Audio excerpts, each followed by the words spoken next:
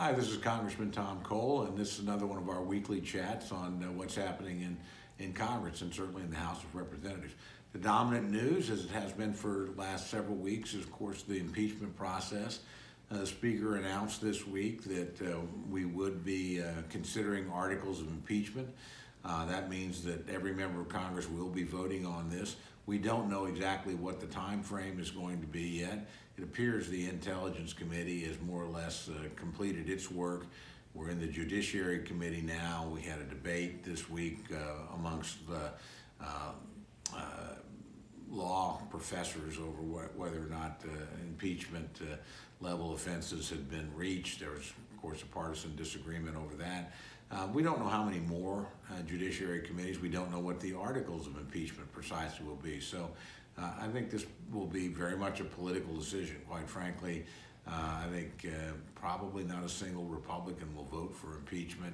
I think the overwhelming majority of Democrats clearly will. I don't think the Speaker would have announced she's prepared to bring articles of impeachment unless she thought she had the votes to do that. So I suspect that's where we're going, and that would mean if it were done before Christmas, we'd have a trial early next year. But again, the time frame is unclear. Unfortunately, impeachment sucks a lot of oxygen out of the room, so to speak. So legislatively, we haven't done very much this week. The matters that have reached the floor have been pretty trivial, very partisan. Frankly, we're passing legislation in some cases that we all know the Senate will never pick up, and certainly the President would never sign. So we're wasting a lot of time. And there are some really important things on the burner. We appear to be close to voting on a major trade deal between Canada, Mexico, and the United States, so-called USMCA. That's very important. I was very pleased that our entire delegation went officially on record this week in support of that, and that was a bipartisan statement and a bicameral statement because our two senators also participated in this. So we're pleased about that. Oklahoma is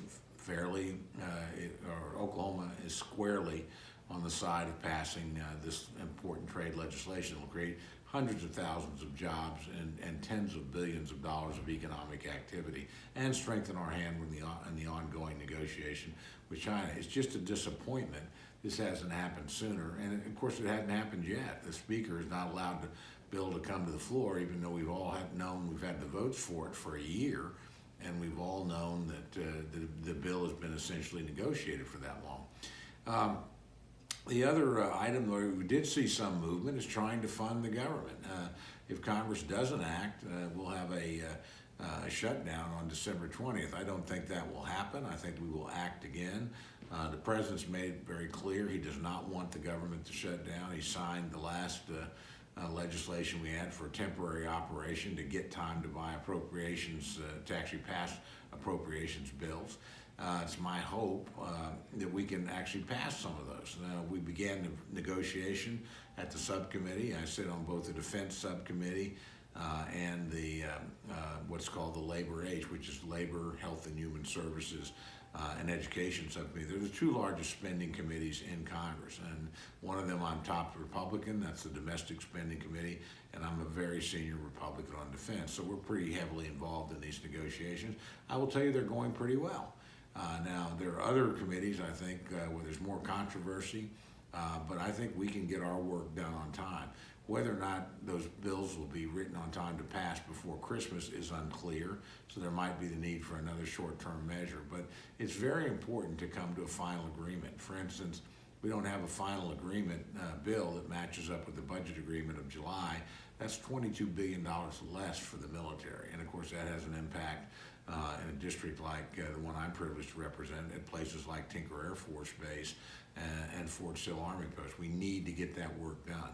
The same thing's true of the legislation for domestic spending. It impacts everything from Head Start programs to support for local governments and particularly support for federal programs like TRIO and Gear Up, those sorts of things, which are very common in Oklahoma school systems.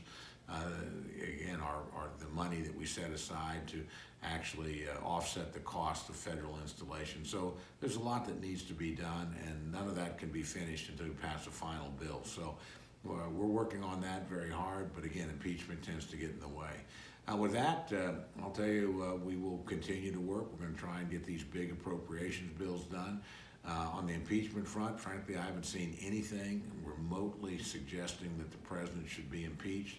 I'm very much opposed to doing that, and on the basis of what we know today, and I think we know as much as we're going to know, I certainly will be voting no on any impeachment articles brought against the President of the United States. So we'll follow it, keep you informed, and again, I hope all of you had a great Thanksgiving. We've got the big 12 title game on Saturday, so Boomer sooner, and I hope your family is faring well as we move into the Christmas season.